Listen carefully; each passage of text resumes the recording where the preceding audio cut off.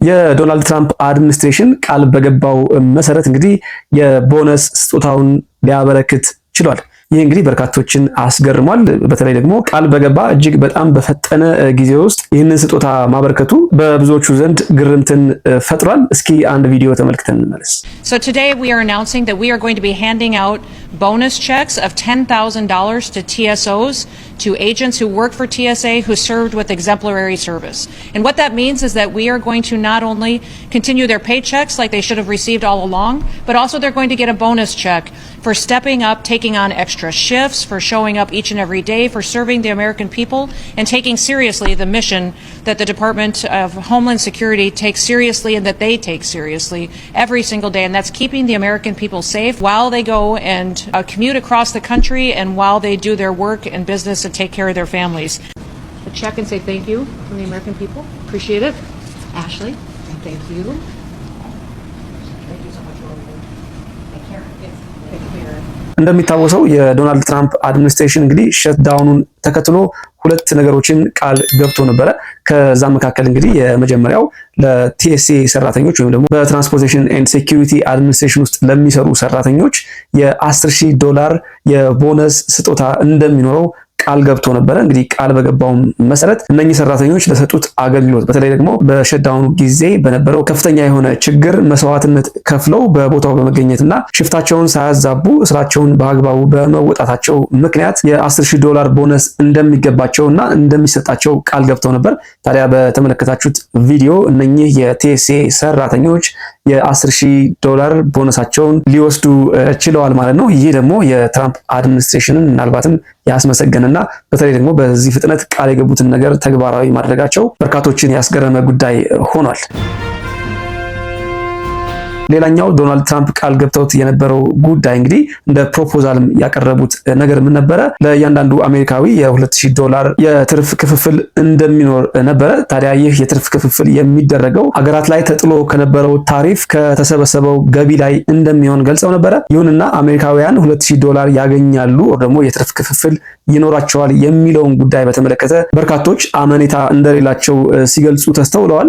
ይህም የሆነበት እንግዲህ የራሱ የሆነ ምክንያት አለው። ታዲያ ከስጋቶቹ መካከል በዋናነት የተጠቀሰው እንግዲህ የዶናልድ ትራምፕ አድሚኒስትሬሽን በዚህ ሰዓት ሰብስቤያለሁ ኦር አግኝቻለሁ የሚለው የታሪፍ መጠን ለእያንዳንዱ አሜሪካዊ $2,000 ለመስጠት የሚያስችል ገቢ እንዳልሆነ ተንታኞች እየተናገሩ ይገኛሉ። እንግዲህ ዶናልድ ትራምፕ ቃል የገቡት $2,000 ሲሆን ለእያንዳንዱ አሜሪካዊ የሚሰጠው የትርፍ ክፍፍል $2,000 ሲሆን ታዲያ ለእያንዳንዱ አሜሪካዊ $2,000 ለመስጠት የሚያስችል በቂ ታሪፍ እንዳልተሰበሰበ መረጃዎች ያመለክታሉ። እንግዲህ የተሰበሰበው የታሪፍ መጠን ወደ $190 ቢሊዮን አካባቢ ነው። ታዲያ ለሁሉም አሜሪካውያን $2,000 የሚሰጥ ከሆነ ይህ ገንዘብ በቂ እንዳልሆነ በርካቶች እየተናገሩ ይገኛሉ። ምናልባት ይህ ሊሆን የሚችልበት አንድ ነገር ምንድነው? ዶናልድ ትራምፕ ቃል በገቡበት ጊዜ እንግዲህ ለሁሉም አሜሪካዊ አላሉም። ነገር ግን በንግግራቸው ይህ የትርፍ ክፍፍል ይመለከታቸዋል ወይ ደግሞ ይገባቸዋል ብለው የጠቀሷቸው ሰዎች ሎው ኢንካም ያላቸውን ግለሰቦች ብቻ እንደሆነ ጠቅሰዋል። ይህ ማለት ምንድነው? እንግዲህ ሃይ ኢንካም ያላቸው ወይ ደግሞ ከፍተኛ ገንዘብ ያላቸው ሰዎች በዚህ የትርፍ ክፍፍል ተሳታፊ አይሆኑም ወይ ደግሞ እነሱን አያካትትም ማለት ነው። ምንም እንኳን ሃይ ኢንካም ወይ ደግሞ ከፍተኛ ገቢ ያላቸው ሰዎች ምን ያህል ገንዘብ የሚያገኙ ሰዎች እንደሆኑ በግልጽ ባይነገርም ማለት ነው። በጠቀስኩላችሁ ምክንያት እንግዲህ ዶናልድ ትራምፕ ይህንን ቃላቸውን መጠበቅ አይችሉም የሚሉ አርጊውመንቶች ወይም ደግሞ ክርክሮች እየመጡ ይገኛሉ። ምናልባት ግን በርካቶች ተሳታፊ የማይሆኑ ከሆነ ወይም ደግሞ በጣም ከፍተኛ ቁጥር ያላቸው ሃይ ኢንካም ጀነሬት የሚያደርጉ ሰዎች በዚህ የትርፍ ክፍፍል ተሳታፊ የማይሆኑ ከሆነ ምናልባትም ዶናልድ ትራምፕ ቃላቸውን ሊጠብቁ የሚችሉበት እድል ሊኖር እንደሚችልም እየተገለጸ ይገኛል።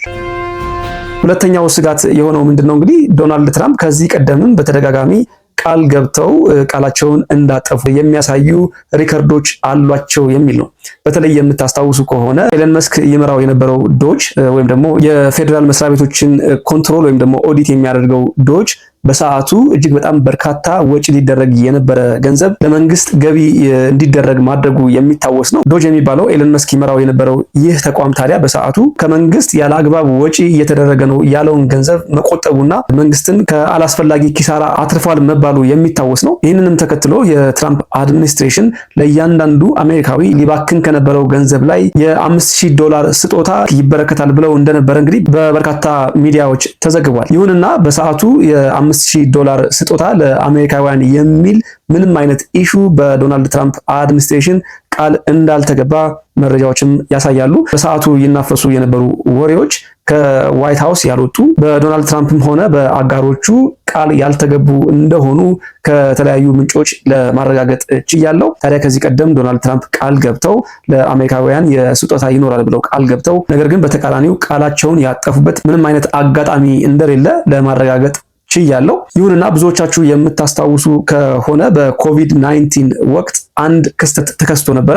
እሱ ምንድነው እንግዲህ እጅግ በጣም በርካታ ሰዎች ከስራ ገበታቸው ተፈናቅለው በቤት የተቀመጡበት ሁኔታ ተፈጥሮ ነበር። አት ሴም ታይም በሰዓቱ በርካቶች ችግር ላይ ወድቀው ነበረ። ታዲያ በዚህ ሰዓት ዶናልድ ትራምፕ የፈረሟቸው ለነኚህ በጉዳት ውስጥ ለነበሩ ሰዎች $1200 እና $600 ስጦታ እንዲሰጥ እነኚህ ሰዎች ኑሯቸውን በዚህ ገንዘብ እንዲደግፉ ለማድረግ የእሳቸው አሻራ እንደነበረበት የሚታወስ ነው። ከእሳቸውም በመቀጠል ደግሞ በባይደን አድሚኒስትሬሽን ጊዜ ያው የኮቪድ ሲቹዌሽን በመቀጠሉ ምክንያት በተመሳሳይ $1400 ፔይመንት ለነኚህ በጉዳት ላይ ላሉ ሰዎች እንደተሰጠ የሚታወስ ነው። ሆኖም አንዳንዶች ይህንን ጉዳይ በማንሳት ዶናልድ ትራምፕ ከዚህ ቀደምም ተመሳሳይ አይነት እርዳታዎችን ተመሳሳይ አይነት ድጋፎችን ያደርጋሉ፣ አሁንም ቃል የገቡትን ነገር እንደሚያደርጉ ተስፋ አለን ሲሉ ይደመጣሉ። ነገር ግን በዚህ ሰዓት ልብ ልንል የሚገባን ጉዳይ ምንድነው? በኮቪድ-19 ጊዜ እንግዲህ አገራት በኢመርጀንሲ ወቅት የሚያደርጓቸው እርዳታዎች ዜጎች ችግር ላይ በሚሆኑበት ወቅት ወጪ የሚደረግ ገንዘብ ይኖራል። ታዲያ ይሄ በሃውሱ